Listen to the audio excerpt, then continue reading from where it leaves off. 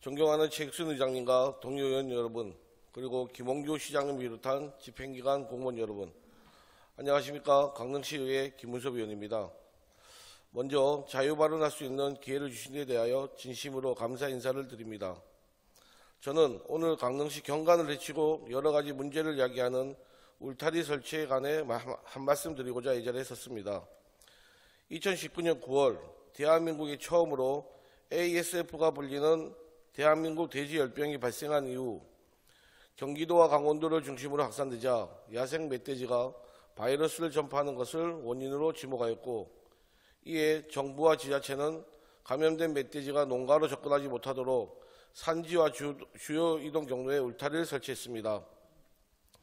그러나 최초 설치를 기점으로 여러 해가 지나면서 울타리는 여러 가지 문제들을 야기하고 있습니다.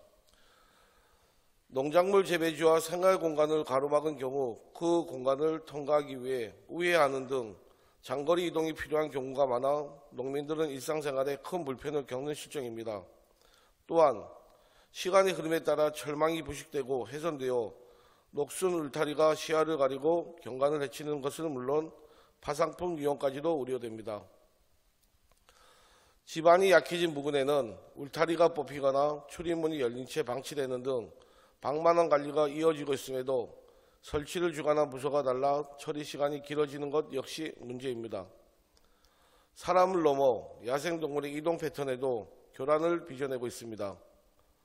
지난 겨울 천연 기념물로 지정된 사냥의 사체들이 ASF 울타리를 따라 발견되자 환경단체들은 울타리로 인해 동선이 차단되면서 눈 속에서 길 잃고 굶주린 사냥들이 떼죽음으로 몰린 것이라고 주장합니다.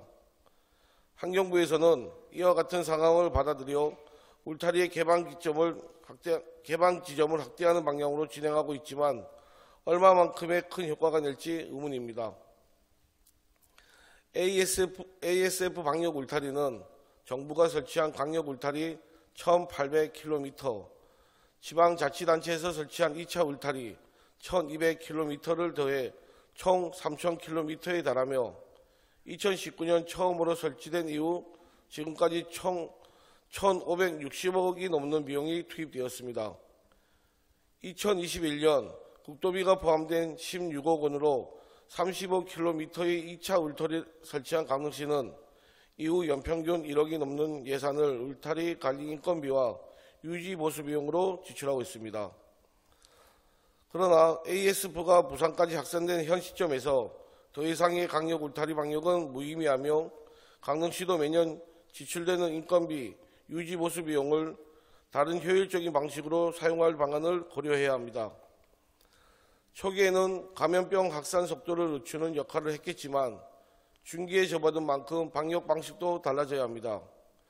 밀집도가 높아 발병 위험이 큰 지역 순으로 양돈 농가 현황을 파악하는 것이 우선이며 현행 강력 단위가 아닌 지역 단위 농장 주변 울타리 설치로 전환된다면 설치 비용 절감은 물론 이후 농가별로 꼼꼼한 사후 관리가 가능해져 더 높은 방역 효과를 낼 수 있습니다.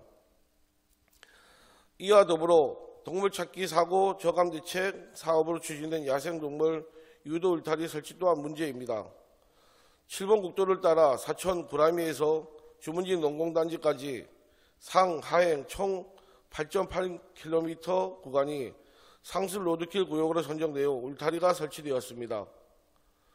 상습 로드킬 구역을 선정하기 위해서는 사고 빈도, 야생동물의 이동 경로, 주변 환경 등 다양한 요소를 종합적으로 고려해야 하는데 현재 울타리가 설치되어 있는 구간은 위 요소들을 고려한 적절한 설치 구간이 맞는지 의문입니다. 울타리로 인해 자연 경관이 훼손되고 도로 주변의 제초 작업에도 난항을 겪는 등 관리와 청결 유지가 어려운 상황입니다. 도로 안전과 동물 보호를 위한 중요한 기능에 앞서 여러 가지 부정적인 영향이 있는 만큼 울타리 설치에 신중한 검토가 필요하며 더 혁신적이고 친환경적인 방법을 모색해야 합니다. 한 가지 예를 들자면 도로에 출현한 야생동물의 종류 및 시간 등 다양한 정보를 인공지능 기술로 분석한 후 동물 출현 시 200m 전방에 설치한 전광판에 실시간으로 표출해 운전자에게 알려주는 인공지능 동물 찾기 사고 예방 시스템이 있습니다. 국립공원과 포스코 DX가 2023년 10월 한려해상 국립공원 도로에 이 예방 시스템을 시범 설치한 결과 현재까지 사고가 발생하지 않아 가시적인 효과를 확인한 바 있습니다. 이처럼 혁신적인 기술을 활용해 경관을 해치지 않으면서 동물 보호와 사고 예방을 동시에 실현할 수 있는 방법을 찾아야 합니다.